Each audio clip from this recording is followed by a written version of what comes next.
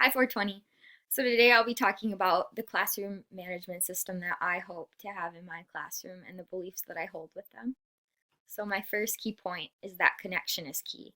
So as a teacher, we need to build those connections with both our students and the guardians of those students to build a comfortable, trust-building classroom environment where students feel safe to express themselves. And that will eventually foster that creative learning that we hope to get in our classrooms. So at the beginning of the year, I would host an orientation day, which would obviously be before the first day of school. That way, you can go over procedures with both the guardians and students so when they come into class, they aren't blindsided by a chaotic new environment. They know the routines, they know where to line up, they know when to get their milk and when not to. Um, and then by also having a contract saying, okay, I'm going to act this way, this way, this way, and if I don't, these are the consequences. Both the parent or guardian and the student know right away, even before class starts, what those expectations are. And finally, to verify the guardian's contact information and advise about, hey, I'm going to call you weekly or monthly just to catch up and tell of your students' successes or maybe what they need improvement on, just to build that trust and know, hey, I'm going to contact you as much as possible. And I hope that you can do the same to me if you ever have any questions, concerns, if you want to share something with me, if you want to be in our classroom, help out, just to get that connection that really establishes your own authority, your own responsibility, and how much engaging you want to partake in your own classroom. Okay, so the second one is the use or not of rewards. I don't believe, um, I looked up the theorist Skinner for our theorist paper, and he believed in um, no punishment at all, just only positive reinforcement. And I believe this sets students up for constant failure. You're never going to see that in the real world. You're never always going to get praised and never punished. It just, I don't know, I think it's silly personally. Um, so, what I would have, well, first of all, I would really like to be in a school setting where it's um, a continual like behavioral system throughout. So in my own experience in middle school, we had a step system. So the first step was a warning. The second step, um, you, I believe you couldn't go to our fun Fridays. Third step, your parents could be called. And the fourth step, you'd get detention. But it also varied between like more disruptive students too. They had a little bit stricter, in essence, you can modify the step system a little bit, but it's still a rigorous, structured system, and everybody knows their expectations. So I think that that's very important. And then you don't have miscommunication between teachers either. But within my own class, I would also have not a reward system, but a privilege system. And I'd emphasize that privilege because it is a privilege to have rewards, I guess. And they should know that they're not given easily, that you did do something really exceptional to deserve what you got. And I hope to, if a student gets that, others will be like, hey, I can do that, and I really want to do that. So it kind of sets up a nice little feedback system. Um, and I also reward with more education. I do not believe in food um, or any of your students are not your dogs. You know, you don't reward them with food.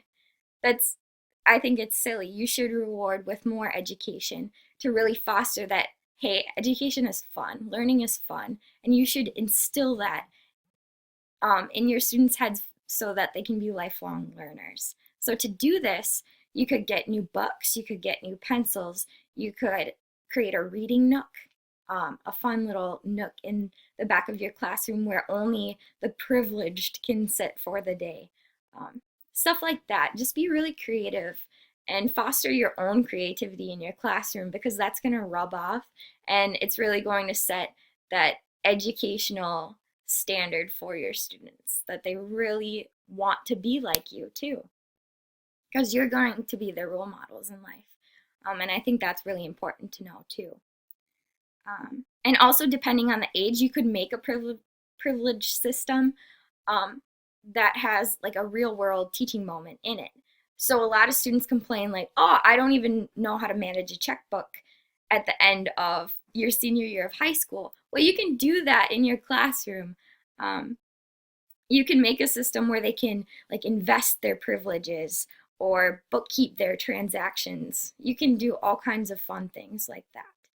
Um, okay, so third, I think structure equals stability in the classroom, and I think you all can agree too. If you don't know what's going on, the teacher doesn't know what's going on, it disregards the credibility right away, and it just creates chaos. Um, so having an organized classroom would be the first thing to really emphasize. Um, Again, emphasizing those procedures in the classroom right away for the first month or two, just ritually doing them over and over again until all your students are on the same page, really sets up your year and how well that'll go and how much your chaos will decrease in your classroom. I'd also like to set up like table groups, table jobs where certain groups, like I want cohorts instead of the traditional rows, columns, desks.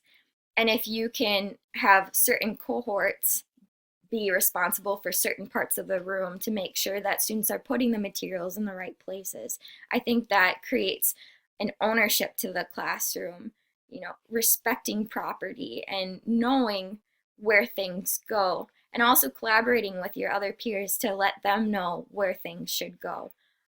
I think it just sets up a really great routine, a really great structure, and again, that ownership piece for the students. And the second thing that really creates stability are good lesson plans. So, as a teacher, creating fun varieties of those lesson plans, not the same dull thing all the time, really helps engage you and the students. Because if you think something's boring, the chances that your students will too is very, very high. Um, so what I like to do is I like to rehearse my lesson plans either in my head or just um, like talk aloud to see where those disruptions or confusions may be within a lesson, because you can really tell. And then if you can stop them and prevent them from happening before you actually implement it, it really helps your whole day run a lot smoother. And also, while implementing those lesson plans, you should have brain breaks. I think the factual information says that you should have one every 7 to 10 minutes, but I think it also depends on your classroom too and the students that you have in it. But ensuring that you do have them, I think, is very important. It can help those fidgety students. It also wakes up your brain and body, and it refocuses you too and the students.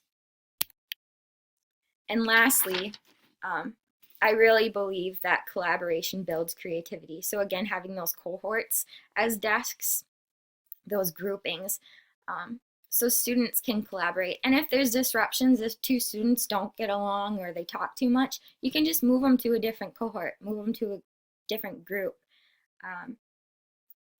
And my greatest philosophy, I guess, is to emphasize those real world situations and develop those critical thinkers, which, if you've heard me talking throughout the whole presentation, I hope that that is come off with all of my thoughts.